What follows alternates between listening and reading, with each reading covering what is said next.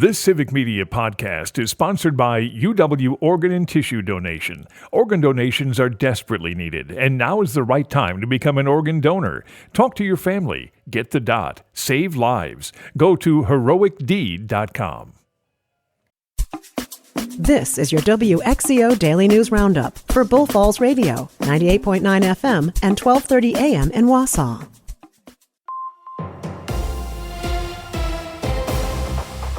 For WXCO News, I'm Brittany Merlot. Governor Tony Evers says he's working to reform gun laws in Wisconsin, and no doubt he'll face resistance from Republicans. Madison Bureau Chief Savannah Tomei-Olsen explains. The governor says he'll be looking at things like red flag laws, expanding background checks, and gun storage laws.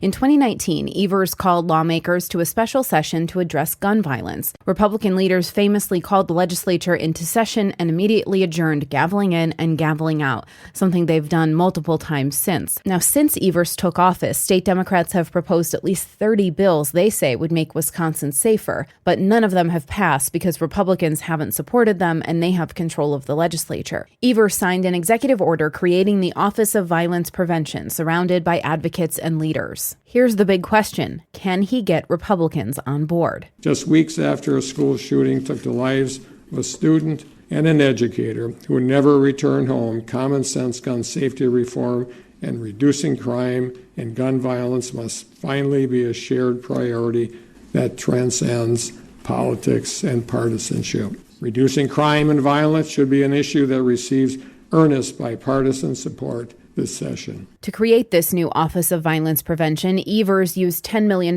from leftover federal funding to get it started. But going forward, it'll need money allocated in the state budget to keep it going, and that is up to the legislature.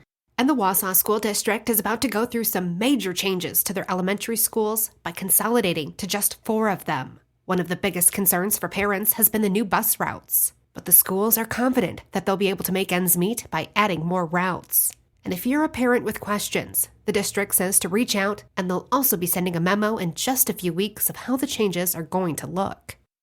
The elections may have passed, but some actions that were taken before them still linger here in central Wisconsin today. 8 Wausau citizens have filed a formal ethics complaint against Mayor Doug Dinney with the City of Wausau Ethics Board. The Wisconsin Democracy Campaign states they're alleging improper conduct in his handling of the ballot drop box during the week of September 23, 2024. In addition, the complaint alleges that Mayor Dinney attempted to pressure the municipal clerk into drafting a resolution to ban ballot boxes. The group is now calling on the Ethics Board to conduct an investigation and ensure accountability. And 2 people were injured in a school bus crash in Lincoln County. The sheriff's office says that they got a call about a school bus versus an SUV accident just before 7:30 yesterday morning. The crash was on STH 17 near CTH-G in the town of Merrill. The school bus was taking children to school, heading north on 17, when the school bus driver attempted to turn west onto G. The driver of the bus stated he thought he had enough time to make the turn, and was hit by an SUV traveling south on 17. 1 passenger from the SUV and 1 student from the bus were transported by ambulance for what appeared to be minor injuries. The crash remains under investigation, and at this time, no citations have been issued. And the case documented in the Netflix series Making a Murderer may go back to court. Stephen Avery's appeal is on a list of opinions set for release today. Avery, along with his nephew, Brendan Dassey, are serving life sentences for the 2005 murder of Teresa Hallbeck. Avery's defense team has filed an appeal to reverse his conviction. Avery has made multiple attempts to appeal his conviction and get a new trial. Brendan Dassey will be able to ask for parole in 2048. Dassey appealed his conviction to the United States Supreme Court, and the justices declined to hear his case. A Wausau man was sentenced to more than 3 years in federal prison for conspiring to distribute meth and cocaine. 50-year-old Troy Olson was sentenced last week. He was a middleman essential to the operation. And Culver's announced yesterday that its fundraising efforts for the Abundant Life Christian School following the deadly shooting in December totaled to $165,000. 80 locations participated in the fundraiser and are donating a portion of their January 6th sales to benefit families impacted by the shooting. The funds will go directly from the restaurants to the United Way of Dane County's Abundant Life Christian School Emergency and Recovery Fund.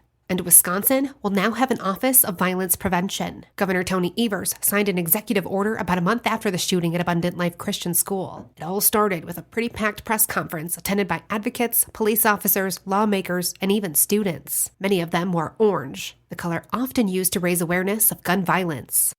Our statewide Office of Violence Prevention efforts will include connecting the dots between state and local government agencies, including law enforcement agencies, to ensure a whole-of-government approach to violence prevention. Supporting and providing technical assistance to local violence prevention and intervention efforts, developing public education campaigns to promote safer communities, and identifying opportunities to improve statewide policies or laws. The office will start with $10 million. That money will come from leftover funds from the American Rescue Plan Act. A lot of that money will go into the grants for local communities, doing the work to keep people safer. Then he'll include ongoing funding for the office and gun violence reform in the state budget. But of course, anything in the budget will need agreement from Republican lawmakers who control the legislature. With more snow this evening, try to reduce the use of salt at home. Shovel and clear walkways and other areas before snow turns to ice. The more snow removed manually, the less salt you'll need, and the more effective it'll be. And scatter when using salt. You want space between the grains. A 12-ounce coffee mug of salt is enough to treat an entire 20-foot driveway or 10 sidewalk squares. And salt is much less effective when pavement temperatures drop below 15 degrees. So when this happens, switch to sand for traction or a different ice melter that works at lower temperatures. And increased salt and chloride levels have significant impacts on our daily lives, including environmental and economic effects. Nationwide, winter salt causes $5 billion in damage to infrastructure every year, causing corrosion of bridges, roads, and other infrastructure. Road salt can also impact pets by causing irritated paws or other health concerns if ingested. And in Wisconsin, 39% of the community's wells exceed the Wisconsin Department of Health Services recommended sodium level for individuals on a low-salt diet. This has been the case since 2004. This means individuals managing diseases by limiting salt intake may take in more salt than they may be accounting for. And you can help brighten Valentine's Day for veterans by sending Valentine's Day cards to those living in veteran homes across the state. The Wisconsin Department of Veterans Affairs is asking people to help show our veterans how much we appreciate their service and sacrifice. This will be the third year of a new tradition and helps brighten the day of veterans living in housing and recovery programs in locations like Chippewa Falls, Green Bay, and Union Grove. Mail your cards no later than January 31st to Wisconsin Department of Veterans Affairs. Attention, Veteran Valentines. P.O. Box 7843, Madison, Wisconsin. I'm Brittany Merlot for WXCO. The Bucks clobber the Kings. Hi, I'm Mike Clemens with sports. NBA, the Bucks jumped out to an early lead and beat the Kings 130-115. Giannis with his 50th career triple-double. Milwaukee with a 21-2 run in the first quarter. Doc Rivers. We came out, played the right way, ball moved. I think 7 or 8 guys had over 9 attempts. 45 threes. That just tells you the ball's moving. I thought defensively matched the offensive effort. And when we do that, we're pretty good. College hoops, Greg Gard gets his 200th career win as Wisconsin held on to win 70-68 over Ohio State at the Kohl Center. David Joplin with 30 points as Marquette gets past DePaul in overtime, 85-83. NFL, Matt LaFleur on what does Jordan Love need to improve in year 3 as the Packers quarterback. I think the next step is just to continue to evolve as a vocal leader. I think that just kind of comes with the position naturally, and I think he's taken steps to get there, but I think he can really demand a lot because the locker room, they respect him, not only as a person, but by the work he puts in. I mean, he's a grinder. I think that's one of his best qualities is he is one of the guys. That's Packers head coach Matt LaFleur. With sports, I'm Mike Clemens.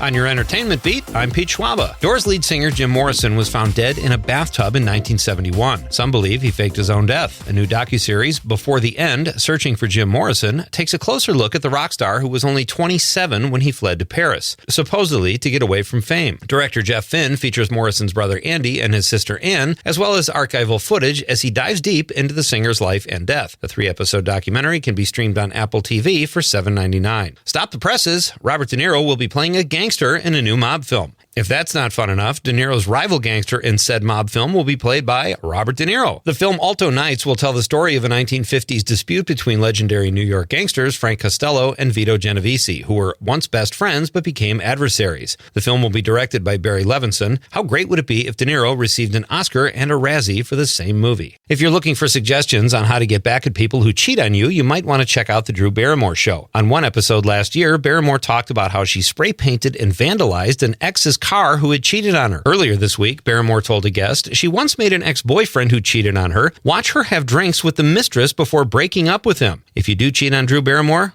don't get caught. Here's a Schwab-amendation for you action movie fans. Somehow the film The Old Guard flew under my radar, but I watched it over the weekend and really liked it. Charlize Theron stars in the film that was released in 2020 as her character leads a group of warriors who have been alive for centuries and fight those who try to prevent the progress of humankind. Their mission of staying anonymous is blown when a greedy scientist tries to capture them for their DNA. The film is a bit violent, but has great action and fight scenes and is full of surprise moments.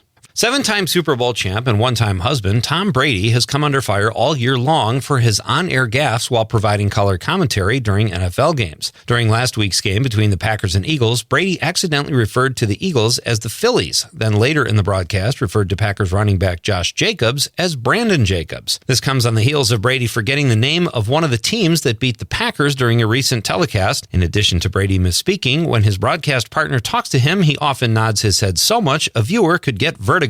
Yeah, he's not that great, but people on social media are losing their minds over his missteps. Word to the wise, if it's brilliant elocution you're looking for, don't try to find it on an NFL pregame broadcast from the guy who took shots to the head well into his middle age. For more showbiz fun, tune into Nightlight with me, Pete Schwaba, weeknights from 6 to 8 p.m. on the Civic Media Radio Network.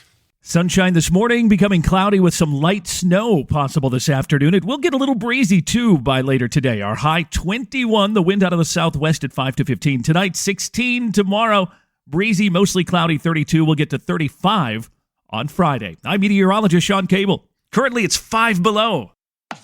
That's your WXCO Daily News Roundup from Civic Media. Subscribe to this podcast on Spotify, Apple, or wherever you find your podcasts. Find more news at bullfallsradio.com. The national news cycle never stops, but it can be hard to find news about your local community. Civic Media is dedicated to providing quality local and state news coverage across Wisconsin. With the Civic Media app, you can get notifications about local stories that matter to you and your community. Find the free Civic Media app in your phone's app store and choose notifications from the menu to tell us what kind of news you want to hear about.